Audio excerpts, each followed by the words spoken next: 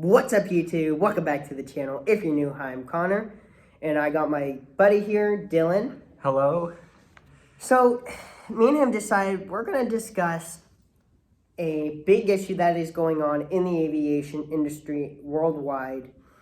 And that includes like all these close calls, all these planes that are getting close, almost colliding to each other. And this video is not to scare anyone. This is just our opinions and our opinions only. All right, so Dylan, you want to start off? Sure. It's crazy to think how often that these actually do happen because it's something that you would hope would not happen that often, but it is. And what we need to be fully aware about is the ways that in which we can prevent this from happening. Because sooner than later, unfortunately, it might turn into a tragic accident, and that's what we want to avoid. And it's to the point now that the FAA is now looking into it. They just recently, they had a close call where the jets were only 40 some feet apart.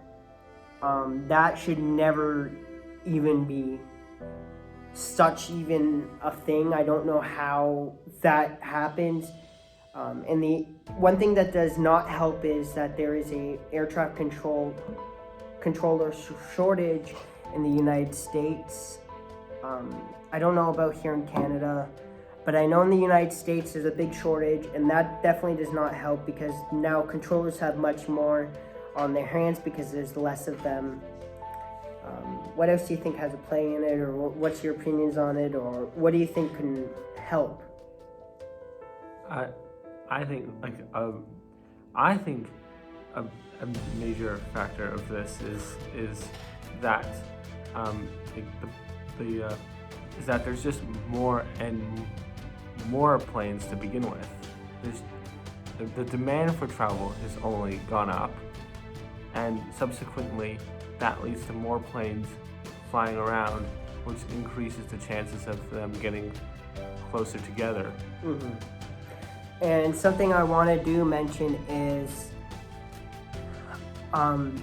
it's not just where planes are getting close to colliding. We're having a lot of planes skidding off of runways or landing too long, which means that they're landing too far down the runway and they don't have time to stop before the grass at the end.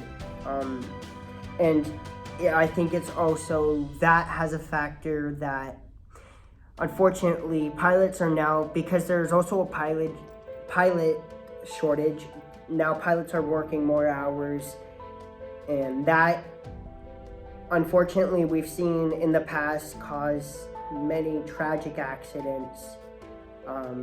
I can name off so many right now, and that's not what we want to happen, but unfortunately when you work so many hours and you're flying over and over, and some pilots are even changing time zones constantly, your judgment gets impaired. You can't properly make the decision. You might be delayed, and then another issue might be cockpit, what's the word? Like how the environment in a cockpit is. And I'm not saying this is an issue now, but I know in the past, sometimes close calls have happened due to, let's say a captain was very strict and the co-pilot felt like they couldn't speak up. And once again, I'm not saying this is an issue today, but it might be a factor that we're not aware of. I believe that, unfortunately, if it's at the point where the FAA is getting involved, in the last 2 years, there's been so many close calls, and not to call out any airlines or anything, but it seems a lot of these are Southwest related. I don't know if anyone else, Dylan, have you noticed that kind of trend a bit? Yeah, and And like I said, I'm not trying to call Southwest out. I'm just saying, like, it's odd. And I've also heard that quite a lot with Flair as well. I think the question. Flair is a low-cost airline here in Canada, and unfortunately, they've had a few close calls.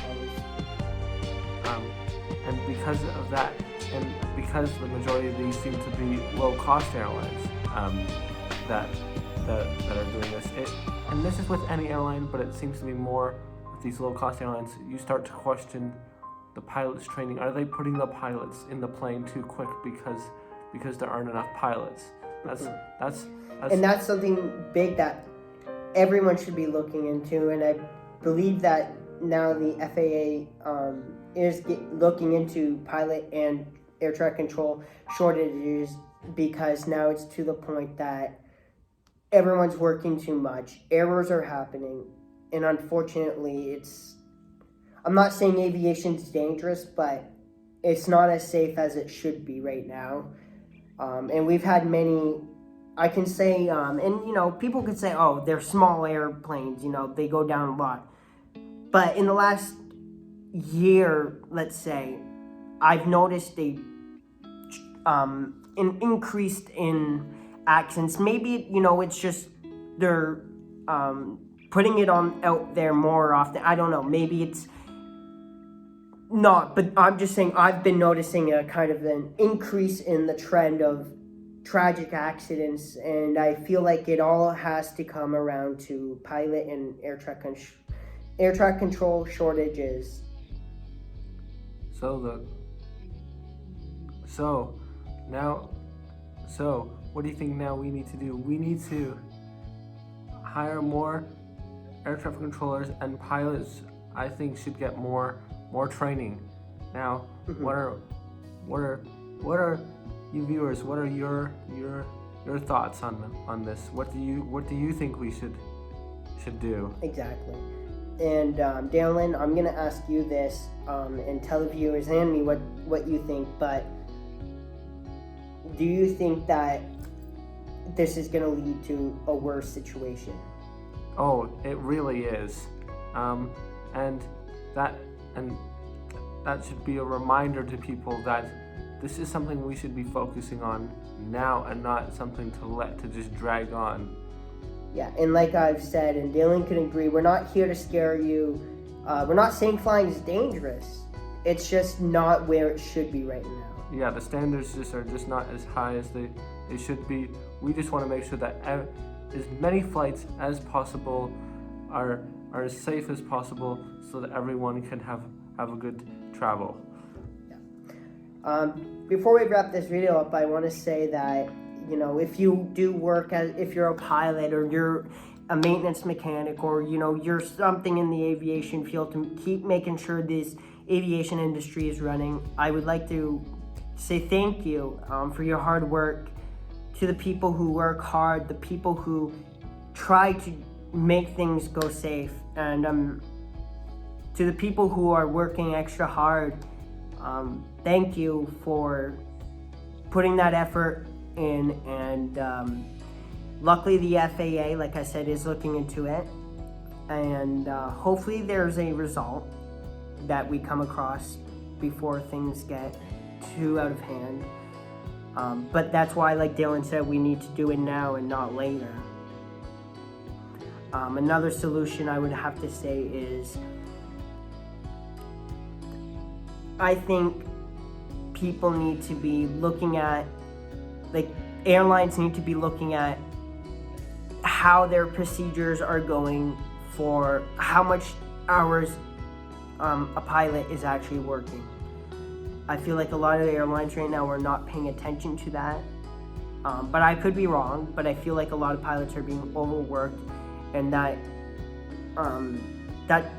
damages the chances of you being able to judge the situation in the cockpit faster and more efficiently and safely.